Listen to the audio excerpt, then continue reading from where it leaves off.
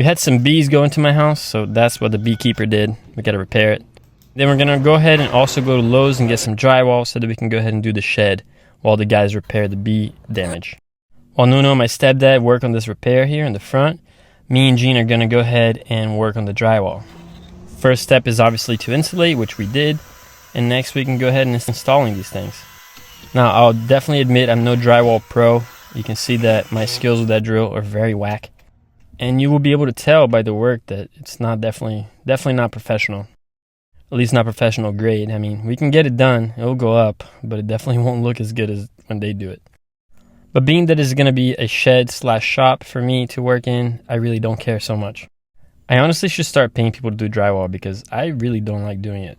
It doesn't look good when I do it, I don't think either. But we got it done. Once we mud it, I think it'll look good.